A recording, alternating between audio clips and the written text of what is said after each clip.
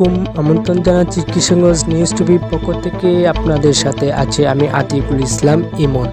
September রোজ শুক্রবার প্রতি সপ্তাহের মতো জুমা নামাজ পড়তে বাইতুল মুকাররমে আসেন শত শত মুসল্লি, কিন্তু মুহূর্তের পাল্টে যায় পুরো মসজিদের পরিবেশ।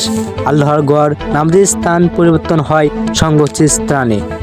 মসজিদের ভিতরে দুই পক্ষে হাতাহাতি ও জুতা নিক্ষেপ, দরজা জানালা ভাঙচুর, নানা কর্মকাণ্ডে তমতমে পরিবেশ সৃষ্টি হয়। মসজিদে এমন কামনা ঠিক নয়, মুখ খুললেন দুই খতিব। এই কি বললেন তারা? বিস্তারিত কিশোরগঞ্জ নিউজ টিভি। ঠিক জুমার নামাজের আগে জাতীয় মসজিদ বাইতুল মুকাররমের ভেতরের ছবি এটি। ঘটনার সূত্রপাত গণ অভ্যুত্থানের পর পালিয়ে যাওয়া খতিব মাওলানা মুফতি রুহুল আমিনকে ঘিরে।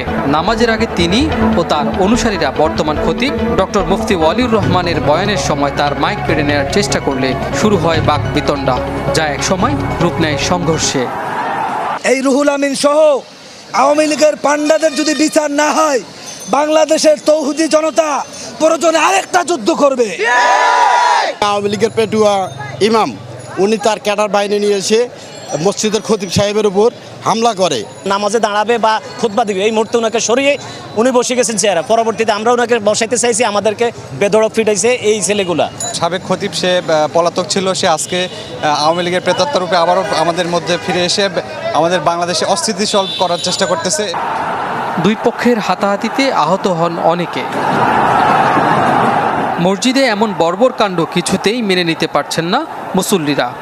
গোপালগঞ্জ থেকে মাদ্রাসার তার ছাত্রদের প্রায় 1000 ছাত্র নিয়ে এসে এখানে দখল করে উনি খুতবা দিতে চান। আমরা সাধারণ মুসল্লি, আমরা নামাজ পড়তে আসছি এখানে। SS পাইপ দিয়ে সাধারণ মুসল্লিদেরকে পিটিয়েছে। পরিস্থিতি নিয়ন্ত্রণে মোতায়েন করা হয় পুলিশ ও সেনাবাহিনী। আটক করা হয় কয়েকজনকে। কাজী ফয়সাল, চ্যানেল 24, ঢাকা।